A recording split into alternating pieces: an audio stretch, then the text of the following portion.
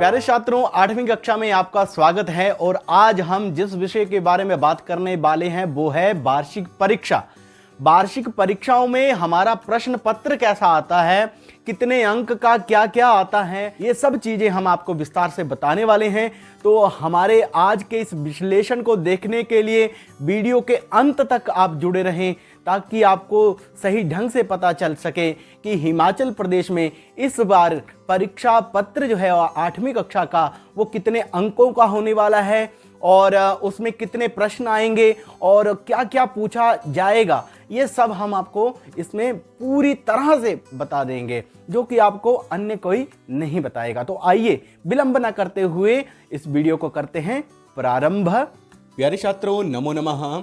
आइए देखते हैं 8वीं कक्षा का परीक्षा पत्र कैसा आएगा, प्रश्न पत्र कैसा आएगा आपको इस बार। तो आपको तो पता है कि इस बार कुछ पाठ जो है हटाए गए हैं आपकी परीक्षा से, और परंतु ये ध्यान रखिए कि ये जो नंबर आपको हैं वो 85 नंबर का 85 अंका नाम प्रश्न पत्र अस्ति।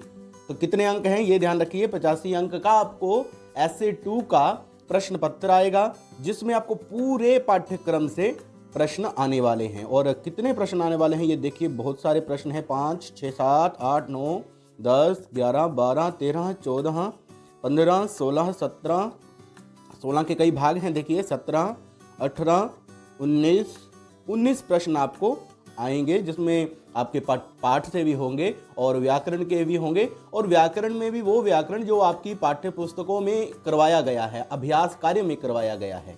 तो प्यारे छात्रों, जो हमारा 8वीं कक्षा का हिमाचल प्रदेश में जो प्रश्न पत्र आएगा, उसमें हमें कुछ चीज़ों का ध्यान रखना है। कैसे उस प्रश्न पत्र को हम सॉल्व करेंगे, उसके उत्तरों को कैसे लिखेंगे।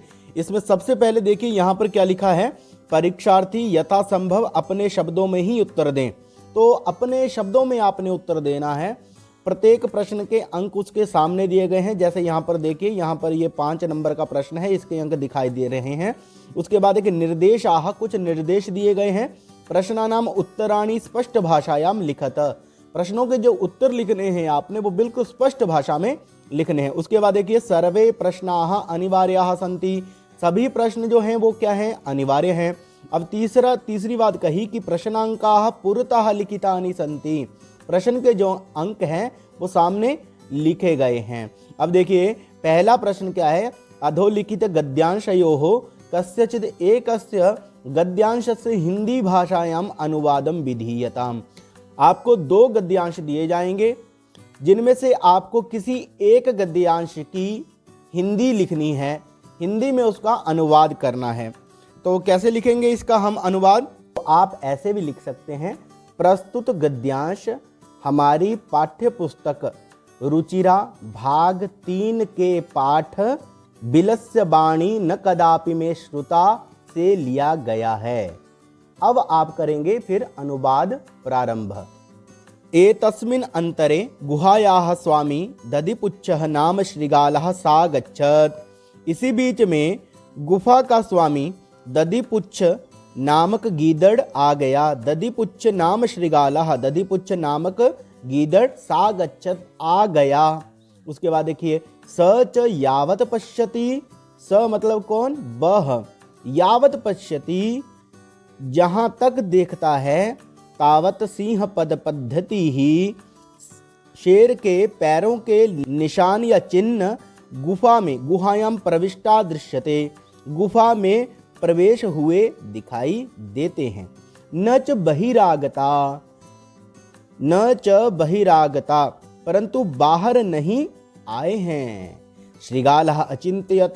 श्रृगालः नाम गीदड़ सोचने लगा, अहो विनष्टोस्मि, अरे मैं तो मारा गया हूँ। नूनम अस्मिन् बिले सिंहः अस्ति इति तर्कयामि। अवश्य ही इस बिल में कोई शेर है, ऐसा सोचता हूँ। तत् किम करवाणी, तो अब क्या करूं। एवं विचिन्त्य दूरस्थः रबम कर्तुम आरब्धः। रबम क्या होता है, जो गीदड़ आवाज निकालता है उसको कहते हैं रबम। तो ऐसा विचार करके दूर खड़े रहकर ही, एवं विचिन्त्य ऐसा सोचकर, दूरस्थ ही दूर स्थित होकर ही रहकर ही आवाज लगाना शुरू कर देता हूँ। भो बिल किम ना स्मरसी। अरे विल क्या तुम्हें याद नहीं है कि मैंने तुम्हारे साथ शर्त रखी थी, यन मया त्वया सह समयः कृतो अस्ति यत यदाहं बाह्यतः प्रत्यागमिष्यामि तदा त्वं माम आकारिष्यसि।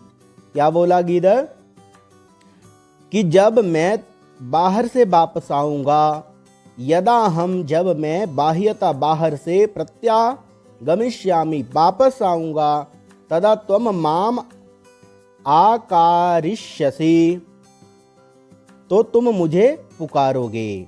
यदि तुम मुझे नहीं पुकारते, यदि त्वम माम न आह्वयसि, यदि तुम मुझे नहीं पुकारते, तरहि अहम द्वितीयं बिलं यास्यामि इति, तो मैं दूसरे बिल में चला जाऊंगा। तो इस प्रकार से हमने इसका क्या लिखना है, अनुवाद लिखना है। अब देखते हैं हमारा जो दूसरा अभ्यास दिया गया है या इसके साथ जो ख दिया गया है उसका अनुवाद कैसे लिखेंगे। हमें परीक्षा में तैयारी किस प्रकार से करनी है वो हम आपको बता रहे हैं। अब मान लीजिए आपको ये जो ख है यह भाग आता है इसका, तो कैसे लिखेंगे इसको। प्रस्तुत पाठ या प्रस्तुत गद्यांश हमारी पाठ्य पुस्तक रुचिरा भाग 3 के पाठ प्रेमलस्य प्रेमलयाश्च कथा से लिया गया है। और उसके बाद अनुवाद प्रारंभ करेंगे। कैसे करेंगे। प्रेमली अवदत, प्रेमली ने कहा, अधुना चुल्ल्याम काष्ठानि प्रज्वाल्य, अब चूल्हे में लकड़ियों को जलाओ। अधुना चुल्ल्याम, चुल्ली में, काष्ठानि लकड़ियों को, प्रज्वाल्य जलाओ।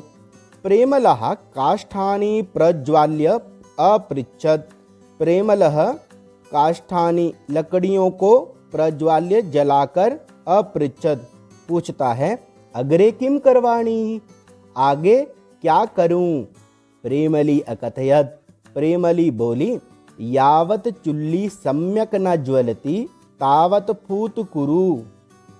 क्या बोला उसने,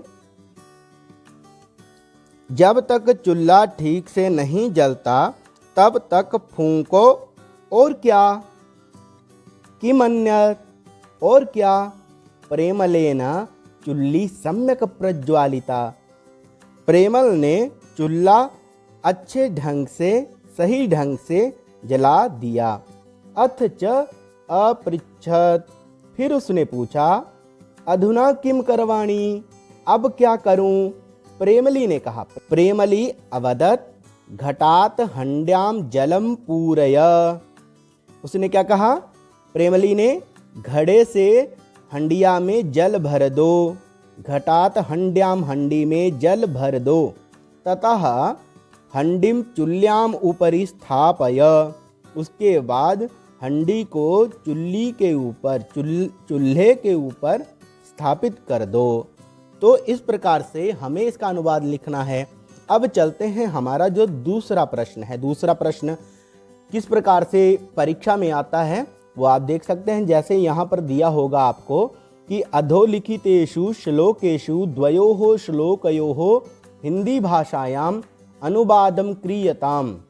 आपको ऐसे 3 पद्य दे दिए जाएंगे, उनमें से आपको किन्हीं 2 का हिंदी में अनुवाद लिखना है।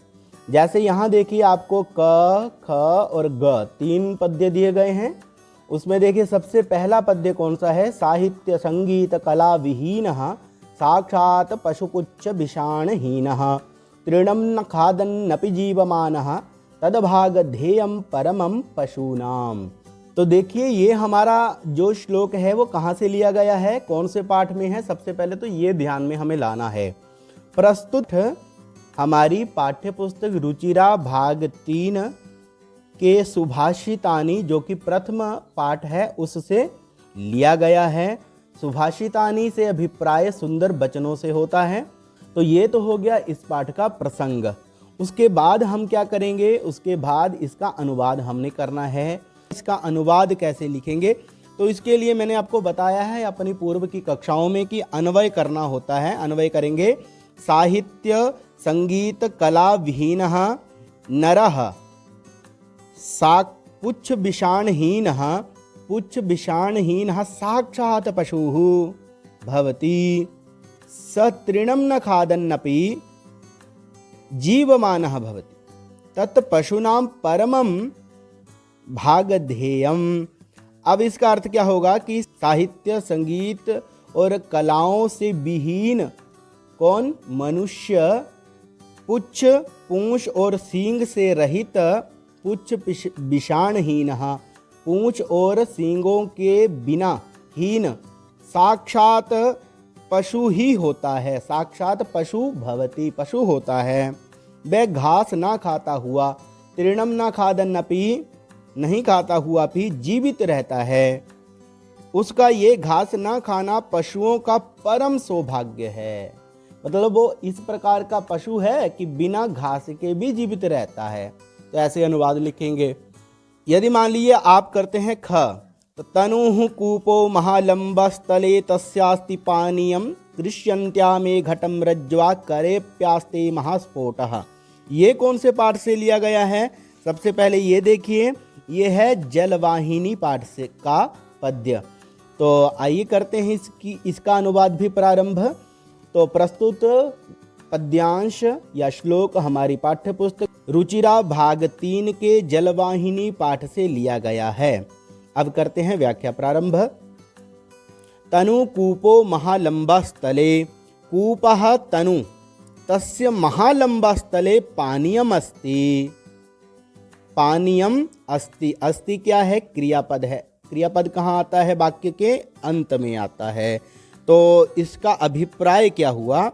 कुआं छोटा है, इसके गहरे तल में पानी है।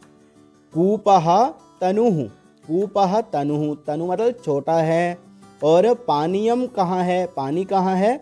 महालंबस्थले, इसके तल में पानी है, गहरे तल में। महालंब स्थले, उसके गहरे तल में पानीयम अस्ति, पानी है। उसके बाद देखिए, कृष्यन्त्या में घटम रज्ज्वा, रस्सी से घड़े को खींचने से, कृष्यन्त्या खींचने से, में मेरे, कैसे? रज्ज्वा, रस्सी से घड़े को खींचने से, में हंसते, मेरे हाथ में फफोला पड़ गया है।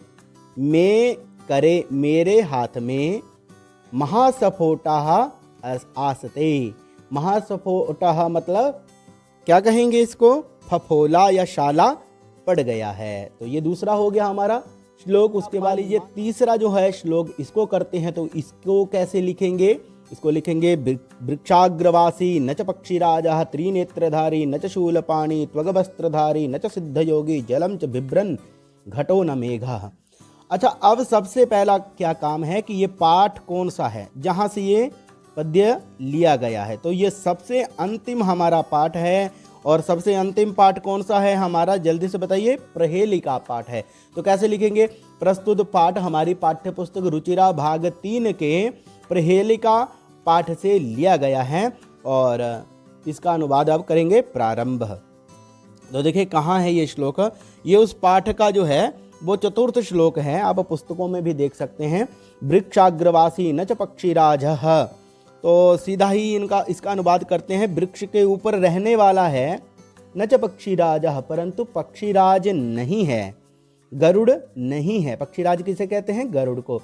त्रिनेत्रधारी, 3 नेत्रों वाला है। न च शूलपाणी, परंतु भगवान शंकर नहीं है। त्वग वस्त्रधारी, और शाल के वस्त्रों वाला है, शाल के वस्त्र धारण करने वाला है, परंतु कोई सिद्ध योगी नहीं है। जल धारण किए रहता है। जलम च बिभ्रन, जल धारण किए रहता है। घटो न मेघः, परंतु घड़ा नहीं है, बादल नहीं है। तो इस प्रकार से इसका अनुवाद हो गया। अब चलते हैं जो इसका जो तीसरा प्रश्न परीक्षा में आने वाला है वो कैसे आपको आएगा। मेरे छात्रों, जो परीक्षा में आपको तीसरा प्रश्न आने वाला है उसमें आपको क्या करना होगा? अधोलिखितम अनुच्छेदम पठित्वा प्रश्नानाम उत्तराणि संस्कृत भाषायाम लिखत। नीचे दिए गए जो प्रश्न हैं, यहाँ देखिए पहला प्रश्न, दूसरा प्रश्न, तीसरा प्रश्न, चतुर्थ और पांच प्रश्न आपको दिए रहेंगे। इन पांचों प्रश्नों के आपको उत्तर देने हैं, परंतु कहाँ हैं इसके उत्तर, ये इस अनुच्छेद में दिए गए हैं। इसीलिए इस अनुच्छेद को आपको परीक्षा में ध्यान से पढ़ना है, ये ध्यान रखना है। तो जैसे देखिए यहाँ लिखा है, आसीत कश्चित चंचलो नाम व्याधः पक्षी मृगादीनां ग्रहणेन सह स्वीयां जीविकां निर्वाहयति स्म। एकदा सह वने जालं विस्तीर्य गृहम् आगतवान् अन्यस्मिन् दिवसे प्रातः काले यदा चंचलः वनं गतवान् तदा सः दृष्टवान् यत् तेन विस्तारिते जाले दूरभाग्याद् एकः व्याघ्रः बद्धः आसीत्। तो इसको जब हम पढ़ लेते हैं तो उसके बाद देखिए पहला प्रश्न क्या है कि व्याधस्य नाम किम आसीत्। तो यहाँ क्या लिखा है, कश्चित् चंचलो नाम व्याधः।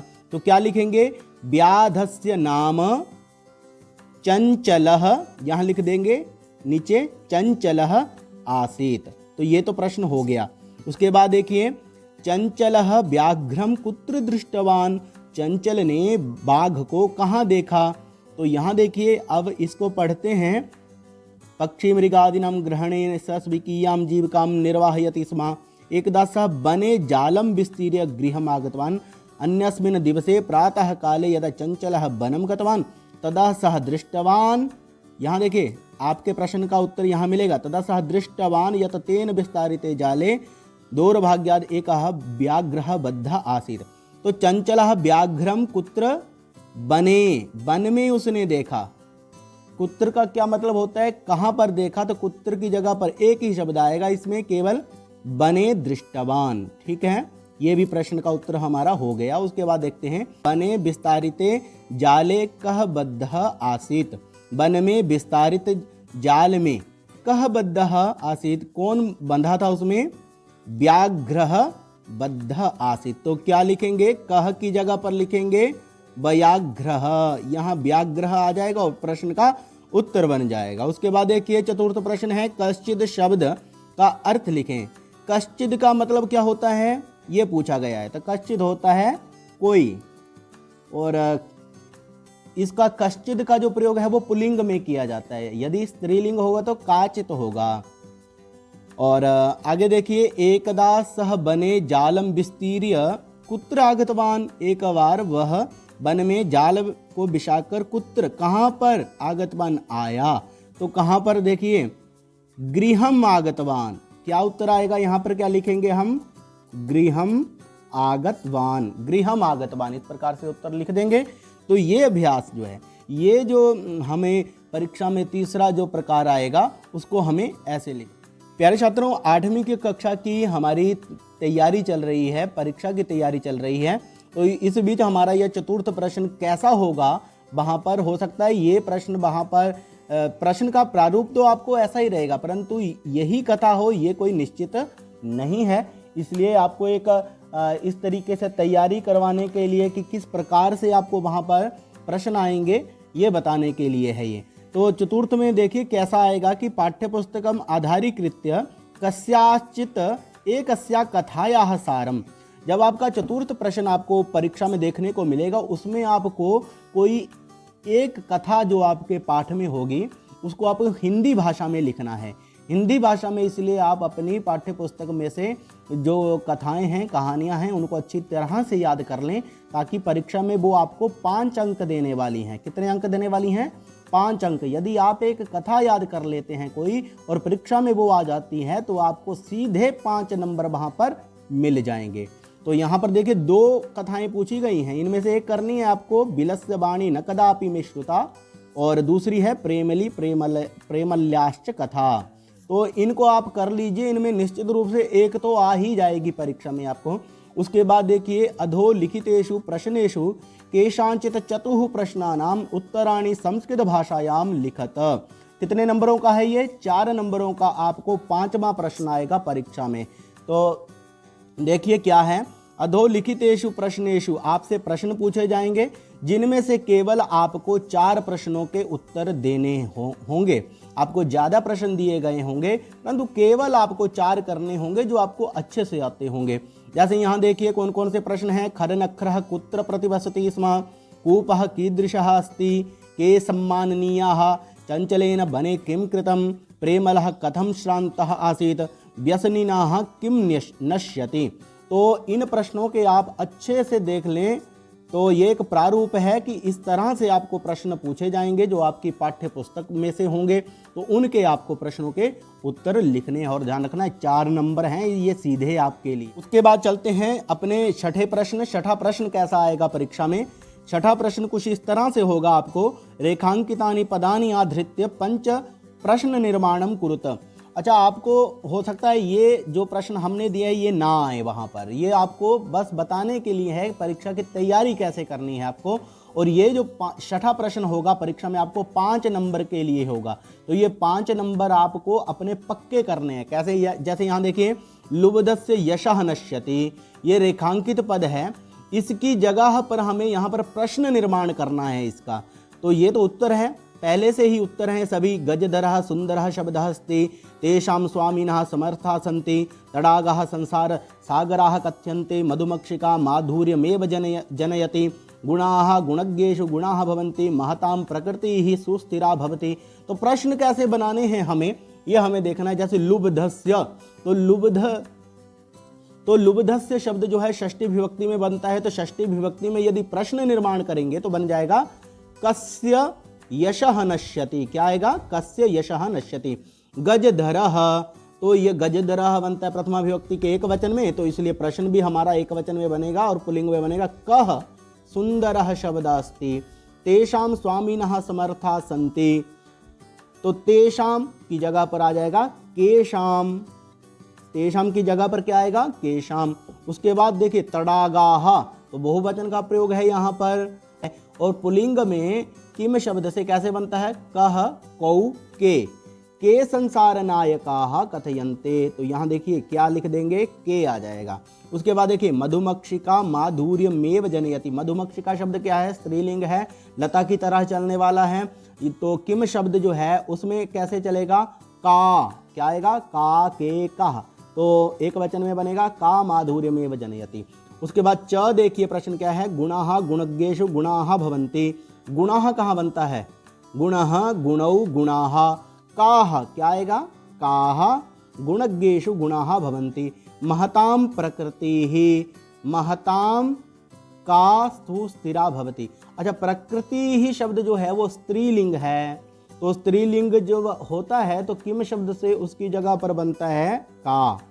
तो क्या लिखेंगे? महताम का सुस्थिरा भवति। इस प्रकार से प्रश्न हमें वहां पर बनाने हैं और हमारे सीधे खाते में आ जाएंगे 5 नंबर। ये देखिए 7वां जो प्रश्न होगा वहां पर कुछ इस तरह से होगा। ये आपकी कहीं पाठ्य पुस्तक से ही लिया जाएगा कि यहाँ पर जैसे लिखा है मंजुषातः पदानि चित्वा 5 रिक्त स्थानानि पूरयत। ये आपको मंजुषा दी गई है। इस मंजुषा में से ये जो शब्द हैं इनको इनमें भरना है, रिक्त स्थानों में भरना है। आप देखेंगे कि कौन सा रिक्त स्थान कहाँ पर, कौन से रिक्त स्थान में इनमें से कौन सा शब्द भरा जाएगा।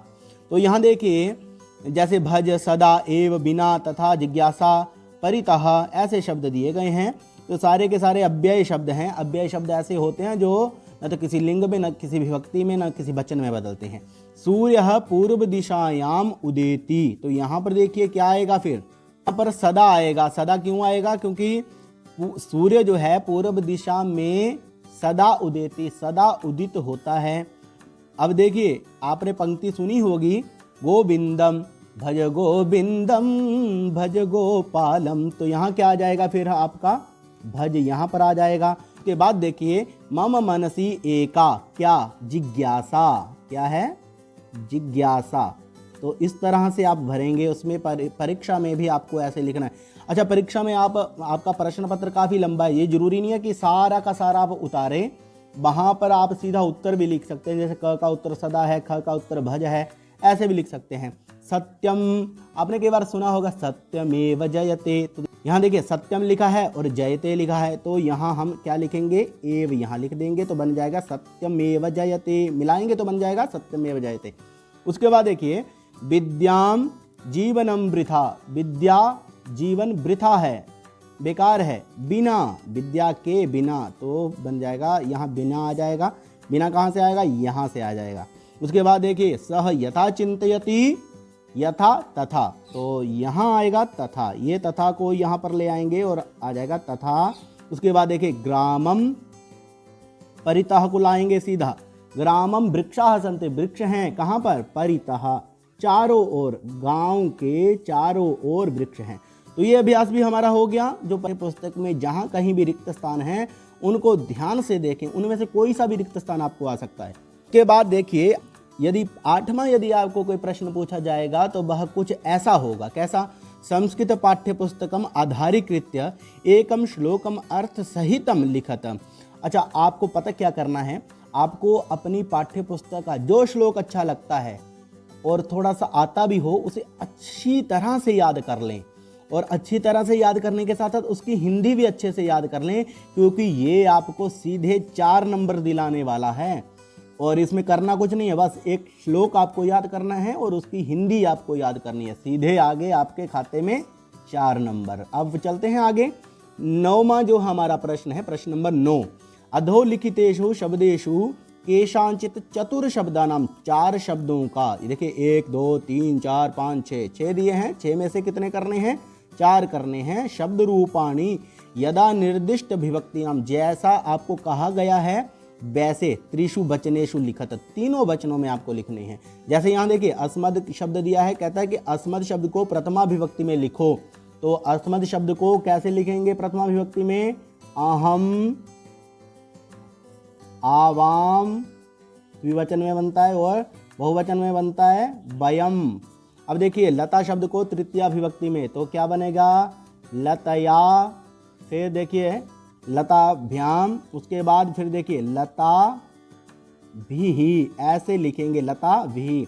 उसके बाद देखिए राम शब्द है, मान लीजिए आपको राम शब्द पूछा जाता है द्वितीया विभक्ति में, तो क्या लिखेंगे, रामम, रामौ और रामान बहुवचन में बनता है, ठीक है। अब देखिए नदी शब्द है, आपको सप्तमी विभक्ति में पूछा गया है, तो क्या लिखेंगे, नद्याम, नद्याम, नद्योः, और बहुवचन में नदीषु, शाबाश। अब देखिए किम शब्द है, पुल्लिंग में लिखना है। किम शब्द आपको पता है स्त्रीलिंग में भी चलता है, नपुंसक लिंग में भी चलता है, तो यहाँ तो देखिए किम शब्द को पुल्लिंग में लिखेंगे और षष्ठी विभक्ति में लिखना है, तो बिल्कुल आसान है, कोई मुश्किल नहीं है। कस्य और कयोः, तेषाम होगा, ठीक है। आगे देखिए देव शब्द प्रथमा विभक्ति, बहुत ही आसान है, जैसे राम चलता है, राम शब्द आपने याद किया होगा वैसे ही चलेगा, रामः, रामौ, रामः, देवः, देवौ, देवाः, ठीक है। तो ऐसे करना है आपको, ये नहीं आएंगे आपको, हो सकता है इसमें से 1 आधा 2 आ जाएं, परंतु और आ जाएंगे, तो इसलिए शब्दों को ध्यान में रखना है आपको, ठीक है। तो ये आपको 4 नंबर दिलाने वाला है, सीधे 4 नंबर, और छोड़ना नहीं है परीक्षा में इसको। प्रश्न नंबर 10 कुछ इस तरह से होगा आपको, उसमें आपको चतुर शब्दानाम, 4 शब्दों के, 4, 1 2 3 4 5 6 में से केवल 4 शब्दों के धातु रूपाणी, धातु रूपों को यथा निर्दिष्ट लकार, जैसा आपको बोला गया ना, पठ लट लकार में लिखना है और प्रथम पुरुष में लिखना है। पठ को, पठ धातु को लट लकार में प्रथम पुरुष में लिखें, पा को लिट में के प्रथम में लिखें, भू को लोट लकार के मध्यम में लिखें, खाद को लंग लकार के उत्तम पुरुष में लिखें, गम को लट लकार के मध्यम पुरुष में लिखें, चल को लिट लकार के उत्तम पुरुष में लिखें। तो देखिए जैसे यहाँ देखिए पठ है, पठ को, पठ का लट लकार तो प्रथम पुरुष में बहुत ही आसान है और मुझे लगता है सीधा आपको 1 नंबर तो आपका पक्का है। पठती, पठतः, पठन्ति, ठीक है, ऐसे लिखेंगे आप, ये हो गया। उसके बाद देखिए पा को लिरिट में, लिरिट में कौन सा लकार होता है, जो भविष्य, जिसमें क्षति इस प्रकार से प्रयोग होता है, लिरिट लकार होता है वो, और वहां भी प्रथम पुरुष है। यदि पा को आपको पता है क्या होता है, क्या बनता है, पा को पिव, तो हम बनाते हैं पिवती, पिवतः, पिबंती, ये तो बनता है लट लकार में। अच्छा, बहुत सारे बच्चे पता क्या करते हैं, लिरिट लकार में क्या करते हैं, पिबिष्यति ऐसा कर देते हैं। ऐसा नहीं होता है। लिरिट लकार में ध्यान रखना क्या होगा, पा जोड़ेंगे सीधा और आगे लिखेंगे स्यति और बन जाएगा पास्यति। उसके बाद पास्यतः, पास्यतः और बन जाएगा पास्यन्ति। ठीक है, ऐसे लिखना है सीधा पा धुत। लिरिट लकार में जो है धातु पा ही रहती है, पिब नहीं होता है वहां पर, ये ध्यान रखना है। ठीक है, इसलिए पिबिष्यति नहीं करना है। अब देखिए भू है, भू धातु को क्या आदेश होता है, भव। तो लोट लकार में क्या लिखेंगे, और मध्यम पुरुष में विशेष करके भव, भवतु, भवताम, भवन्तु, भव। ठीक है, तो ऐसे लिखेंगे भव, भवतम, भवत। लिख दूं, भवतम, भवत। अब देखिए खाद धातु है, लंग लकार में, लंग लकार जहां अ आगे रहता है उसे हम कहते हैं लंग लकार, उसका उत्तम पुरुष लिखना है। ठीक है, तो क्या लिख, अ खादन, अ खादाव, अ खादाम। ठीक है, ऐसे लिखेंगे। उसके बाद देखिए गम धातु है, गम धातु तो किस में लिखनी है, लट लकार के मध्यम पुरुष में। गम धातु को गच्छ देश होता है, आपको पता है, गच्छति, गच्छतः, गच्छन्ति, गच्छसि, गच्छथः, गच्छथ। ऐसे लिखेंगे, क्या लिखेंगे, गच्छसि, गच्छथः, गच्छथ। ठीक है, अब देखिए चल धातु है, चल को लिरिट में लिखना है, क्षति जहां प्रयोग होता है, चलिष्यति। चल को क्या करना है, चलिष्यति, चलिष्यतः, चलिष्यन्ति, चलिष्यसि, चलिष्यथः, चलिष्यथ, चलिष्यामि। क्या करेंगे, चलिष्यामि, क्योंकि उत्तम पुरुष बोला है, उत्तम में क्या बनेगा, चलिष्यामि, चलिष्यावः, चलिष्यामः। ठीक है, कितने नंबर हो गए हमारे, 4 नंबर पूरे के पूरे हमने ले लिया। हमने 100 का 100 लेना है। ठीक है, ये देखिए ये है 11वां प्रश्न। अधोलिखितेषु षष्टपदेषु यथापेक्षितम संधि और विच्छेदम कुरुत। संधि भी करनी है, जहां कही गई है संधि वहां संधि, जहां विच्छेद करना है जैसे यहाँ पर तो विच्छेद करना है। ठीक है, कितने नंबर देगा ये आपको, 3 नंबर देगा संधि। तो देखिए जैसे विद्या धन आलयः, आपको पता है क्या बनेगा यहाँ पर, विद्यालयः। तथा धन एव, तथैव। लिख दूं यहाँ, ठीक है, तो यहाँ लिख रहा हूँ मैं साथ साथ में विद्यालयः। लिखूंगा तो ज़्यादा वीडियो लंबी हो जाएगी। ठीक है, तथैव। आपको तरीका बता रहा हूँ परीक्षा की तैयारी का। मृगादीनाम, मृगादीनाम। ठीक है, सहसा एव, सहसैव। समानमपि, यहाँ तो क्या करना है, विच्छेद करना है, समानम। ठीक है, मो आधा हो गया और इसमें अपि, अपि को कर दिया हमने अलग और बन गया इस प्रकार से प्रथमोपग्रहस्य। तो यहाँ क्या कर देंगे, प्रथम को अलग कर देंगे और उपग्रह को, उपग्रहस्य शब्द को अलग कर देंगे। ठीक है, परोपकार, पर उपकारः। यहाँ देखिए पर को यहाँ ऐसे और यहाँ कर देंगे उपकारः। ठीक है, अब देखिए प्रश्न नंबर 12 कुछ ऐसा होगा आपको कि निम्नलिखितेषु कांश्चित चतुसंख्यात्मक अंकान संस्कृत शब्देषु लिखत। अच्छा, संख्याएं भी आपको परीक्षा में पूछेंगे, तो संख्याओं को आपने कैसे लिखना है ये आपने ध्यान में रखना। जैसे मान लीजिए कोई भी संख्या आपको दी होगी, उनमें से आपको 4 संख्याएं भी दी जा सकती हैं वहाँ पर, और 4 के एक एक नंबर के लिए होगा सीधा आपको। तो इसलिए संख्याओं को भी विशेष रूप से आप पढ़ें, उसका सही रूप से अध्ययन करें। जैसे यहाँ देखिए षोडश, ये क्या है, जल्दी से बोलिए, अभी देख लेता हूँ आपने कितनी परीक्षा की तैयारी की है। ये कितने हैं, 63। ये कितने हैं, 1 50, 5 50। और ये क्या है, षष्ठी। उसके बाद देखिए पंच षष्ठी। उसके बाद ये क्या है, सप्तति ही। और ये क्या है, शतम। तो ऐसा पेपर आ गया ना यदि आपको, तो आपके 4 के 4 नंबर तो बिल्कुल पूरे हैं। ठीक है, आगे देखिए प्रश्न नंबर 13 क्या है हमारा, कहता है कि अधोलिखितेषु षष्ठ पदेषु, इनमें से जो 6 पद हैं उनको क्या करना है, प्रकृति प्रत्यय विभागम संयोजनम कुरुत।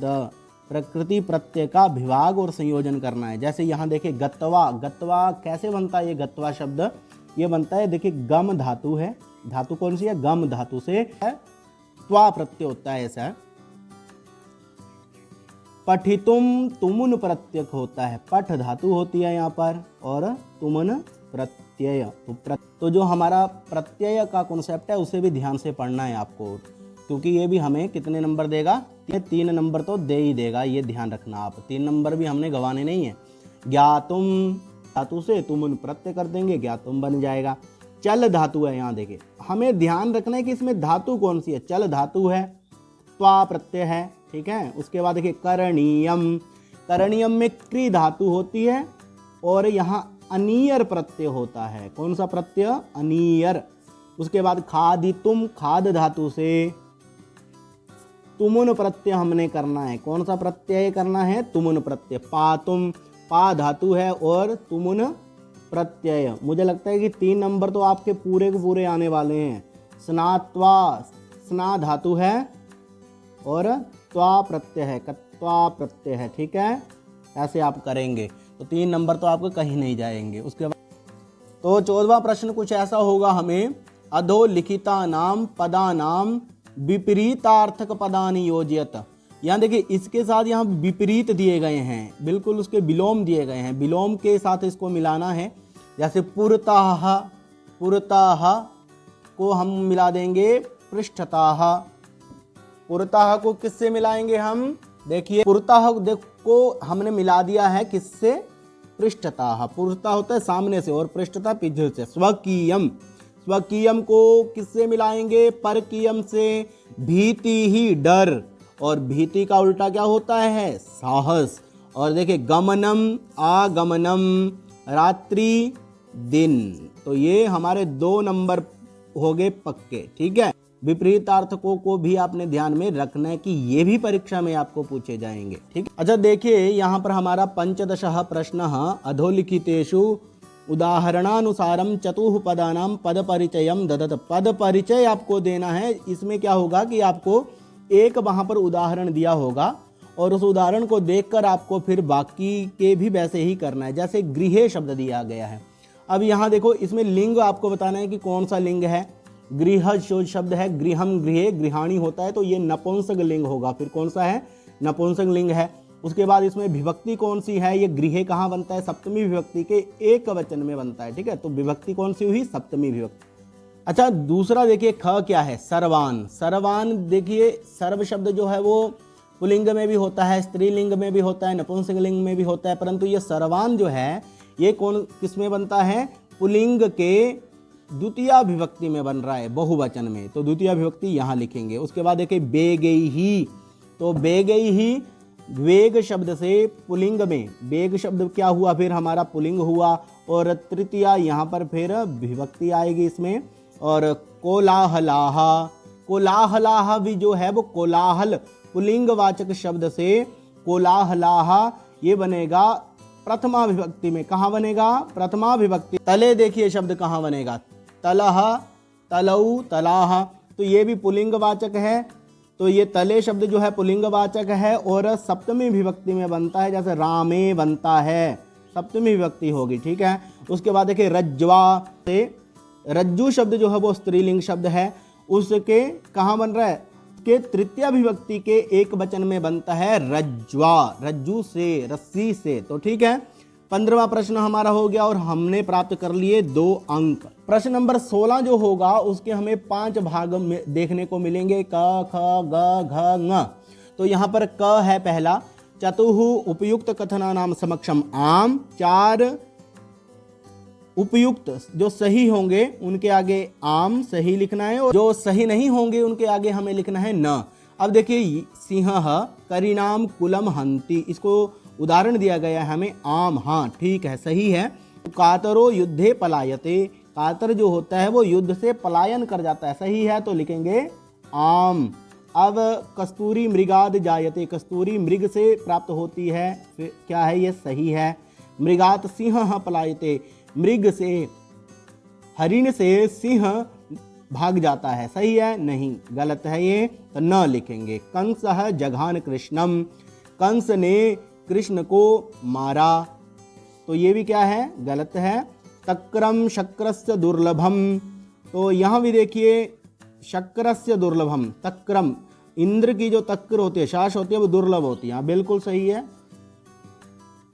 इंद्र के दर्शन नहीं होते हैं तो तक्र कहाँ से प्राप्त हो जाएगी। जयंतः कृष्णस्य पुत्रः, जयंत जो था वो कृष्ण का पुत्र था।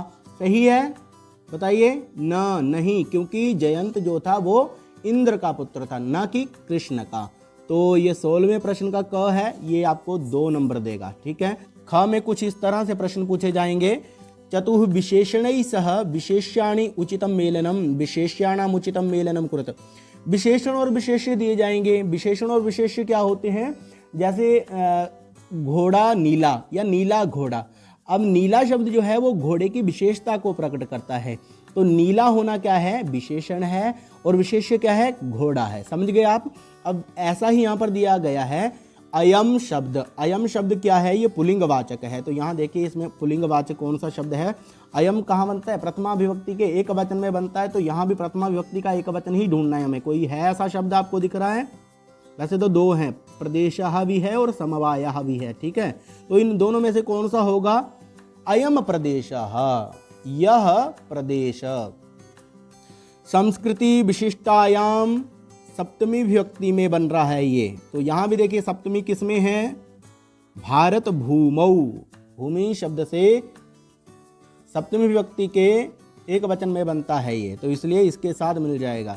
संस्कृति विशिष्टायाम भारत भूमौ महत्वधायिनी। महत्वधायिनी क्या है, स्त्रीलिंग वाचक शब्द है। तो यहाँ देखिए इसमें कौन सा है स्त्रीलिंग, ये है, तो इसके साथ मेल देंगे। संस्कृति महत्वधायिनी, संस्कृति प्राचीने।